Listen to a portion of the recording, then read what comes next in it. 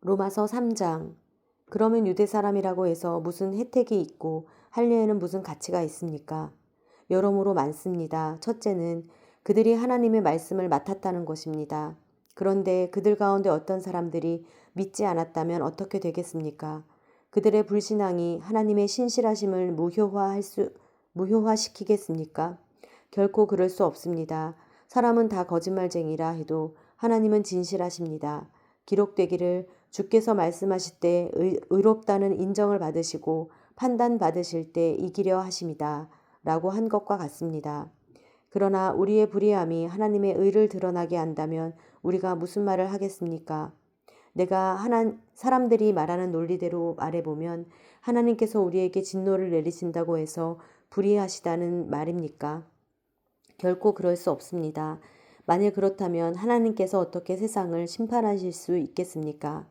그러나 어떤 사람들은 반박할 것입니다. 내 거짓으로 인해 하나님의 진실하심이 더욱 풍성해져서 그분에게 영광이 됐다면 왜 내가 여전히 죄인으로 심판을 받느냐? 그리고 선을 이루기 위해 악을 행하자라고 말하지 않겠습니까? 어떤 사람들은 우리가 그렇게 말한다고 비방하니 그런 사람들은 심판을 받아 마땅합니다. 그러면 무슨 말을 해야 하겠습니까? 우리가 더 낫습니까? 결코 그렇지 않습니다. 유대 사람이나 그리스 사람이나 다 죄 아래에 있다고 우리가 이미 선언했습니다. 기록되기를 의인은 없으니 하나도 없고 깨닫는 자도 없고 하나님을 찾는 자도 없다. 모두 곁길로 행해 다 쓸모없게 됐다. 선을 행하는 자가 없으니 하나도 없다.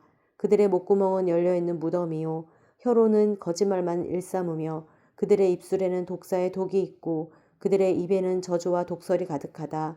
그들의 발은 피 흘리는데 민첩하며 그들의 길에는 파멸과 참담함이 있어 그들은 평강의 길을 알지 못했다.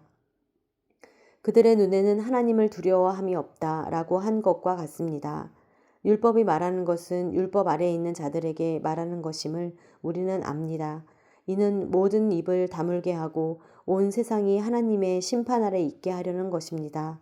그러므로 율법의 행위로는 하나님 앞에서 의롭다는 인정을 받을 육체가 없습니다. 율법으로는 죄를 깨달을 뿐입니다. 그러나 이제는 율법과 별개로 하나님의 의가 나타났습니다. 이것은 율법과 예언자들이 증언한 것입니다. 하나님의 의는 예수 그리스도를 믿는 믿음으로 인해 믿는 모든 사람에게 주어집니다. 거기에는 차별이 없습니다. 모든 사람이 죄를 지었으므로 하나님의 영광에 이르지 못합니다. 그러나 그리스도 예수 안에 있는 구속으로 인해 하나님의 은혜로 값없이 의롭다는 인정을 받습니다. 하나님께서는 이 예수를 속죄 제물로 내어주셨습니다. 의롭게 되는 것은 예수의 피를 믿음으로써 이루어집니다.